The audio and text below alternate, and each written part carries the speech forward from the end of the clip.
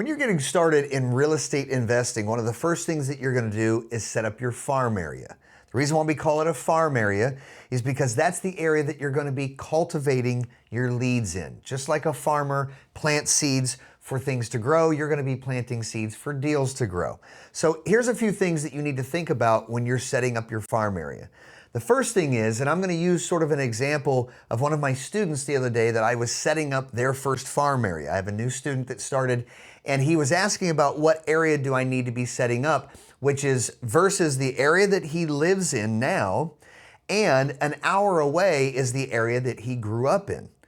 So I told him that, you have to think about proximity a little bit when you're setting up your farm area. It wouldn't necessarily be very efficient for him to drive an hour away just because that is an area which, yes, he's more familiar with. He grew up there, so that is something that he could potentially even use in his marketing at some point when he expands his business. But I said for now, one of the first things is thinking about having your farm area close to you so efficiently you're going to be able to go and do your door knocking, or if you have appointments to meet with sellers, you don't necessarily need to be driving an hour,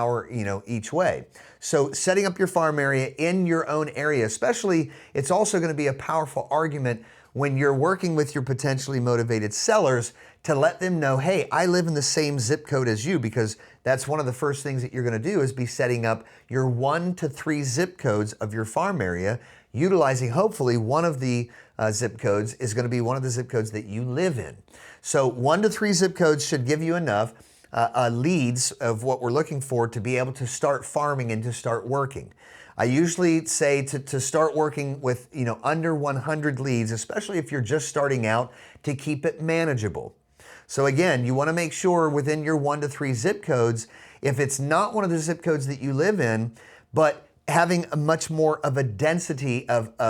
properties, because that way, again, you're not driving all over the place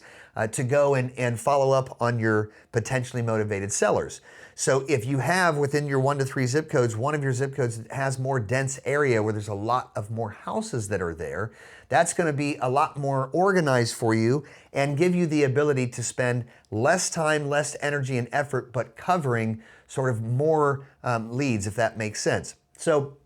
in setting up your farm area, making sure that it's close to you, starting with 1 to 3 zip codes, having 100 leads or less that you're starting out with so that they're manageable. And you usually want to choose maybe 1 or 2 types, depending upon if you have a niche market that you're going to be concentrating on, like foreclosures or probates or tired of being a landlord. When you first start out, it's better to hyper-focus on one of those instead of then waiting and later on, once you get more experience, then you can expand your business. So those are the things that you want to think about when you're setting up your farm area for real estate investing.